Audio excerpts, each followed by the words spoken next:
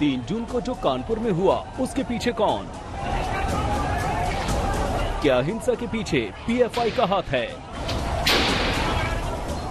PFI ने ही कानपुर में उपद्रवियों को उकसाया। आखिर क्या है कानपुर हिंसा के पीएफआई कनेक्शन का सच? खुद डिप्टी सीएम भी आशंका जता रहे हैं कि 3 जून को कानपुर में जैसा उपद्रव हुआ उसमें किसी बड़ी साजिश से इनकार नहीं किया जा सकता। कुछ ऐसी ही बात कानपुर में हिंसा के 2 दिन बाद पुलिस अधिकारियों ने भी कही थी। पीएफआई के कनेक्शन से कोई संभावना से इनकार नहीं किया जा सकता। कुछ हमको क्लूज मिले हैं। अब एक बार स्पेशल इन्वेस्टिगेटिंग टीम पूरी जांच कर ले, उसके बाद इस पर टिप्पणी करना उचित होगा। ट्रांजैक्शन मिले हैं कुछ पीएफआई से जुड़े हुए कुछ लोगों के दस्तावेज? नहीं, ट्रांजैक्शन अभी हम देख नहीं पाए। अब रिमांड पे लेके आने वाले दिनों में ट्रांजैक्शंस और हम चेक करेंगे और फिर आपको कंक्लूसिवली बताएंगे। जिस सुनियोजित तरीके से हिंसा की गई, ठेले पर पत्थर लाद कर लाए गए और हमले किए गए, उसके पीछे किसी साजिश से इनकार नहीं किया जा सकता। यही वजह है कि 40 उपद्रवियों के पोस्टर जारी करने के बाद अब पुलिस उनसे पूछताछ में पीएफआई कनेक्शन पर भी फोकस कर रही है। बिल्कुल पूरे सर्विलांस का जो नेटवर्क है उसके माध्यम से ही जो ट्रैक हुआ, जहां से पोस्टर्स निकले हैं या जहां से कुछ सोशल मीडिया पे अफवाहें फैलाने का जो दौर था बीच में, उसको भी टैकल किया गया है। तो साइबर सेल हमारा जो है, पुलिस का जो साइबर सेल है, इसके अतिरिक्त हमारा भी जो सिविलियन एडमिनिस्ट्रेशन का भी एक अपना नेटवर्क होता है, उसके माध्यम से भी हम लोग इनपुट्स एकत्रित करते हैं। जैसे एक पेट्रोल पंपों की जाँच वाली बात आई या हमारा जो सिविल डिफेंस का मैकेनिज्म है, तो सभी लोगों ने एक समेकित भाव से कार्रवाई की है एंड हर इनपुट जो है वो एक इस मौजूदा स्थिति में अच्छा इनपुट साबित होगा। ऐसी आशंका जताई जा रही है कि कानपुर हिंसा में अन्य जगहों से भी साजिश को अंजाम दिया गया।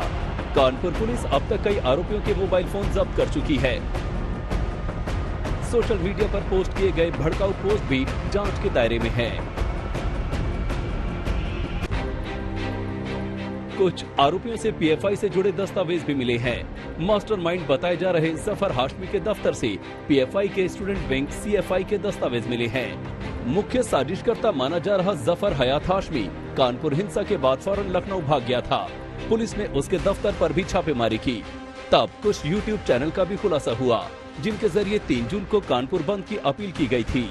अब सरकार ने कमर कस ली है कि कोई भी दोषी हो, कोई भी संगठन हो, हिंसा के गुनाह में बचना नामुमकिन है।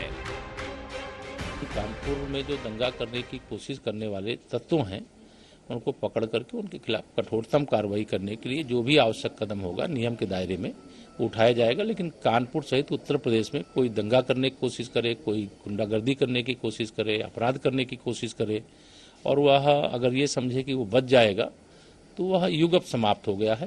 अब कानून व्यवस्था का राज है। कानपुर में जो दंगा करने की कोशिश करने वाले तत्व हैं, उन पर कठोर कार्रवाई होगी। उधर पीएफआई ने पहली बार कानपुर हिंसा को लेकर जो आरोप लगे हैं, उस पर सफाई दी है। विवादित संगठन के जनरल सेक्रेटरी अनीस अहमद ने हिंसा में हाथ होने से इनकार करते हुए तमाम आरोपों को साजिश करार दिया है। हर कोई जानता है कि पिछले चंद सालों से इंडिया में कहीं पर भी कुछ भी होता है उसमें पॉपुलर फ्रंट ऑफ इंडिया का नाम लिंक करने की कोशिश की जाती है, लेकिन कुछ भी साबित नहीं होता क्योंकि ये पूरे फेक होते हैं। हाल ही में आपने देखा किस तरीके से करौली में जब दंगे हुए, वहां पर भी पॉपुलर फ्रंट का नाम जोड़ने की कोशिश की गई, लेकिन वहां के एसपी ने आकर कहा कि वहां पर पॉपुलर फ्रंट का कोई लिंक नहीं। खरगोन में भी बीजेपी के लीडर्स ने आकर कहा कि यहाँ पर पीएफआई लिंक है, हालांकि वहां पर पीएफआई संगठन ही नहीं है। और आगे जाकर आपने देखा किस तरीके से कुछ भी साबित नहीं हुआ। यूपी में भी अगर आप देखेंगे 2020 में जब सीए एनआरसी का बड़ा एक इश्यूज चल रहा था, उस वक्त पॉपुलर फ्रंट का नाम कहने के लिए कोशिश किया गया, लेकिन कुछ भी साबित नहीं हुआ। तो ये पूरा एक पॉलिटिकल वेंडेटा है, इसके पीछे बीजेपी की एक पॉलिटिक्स है।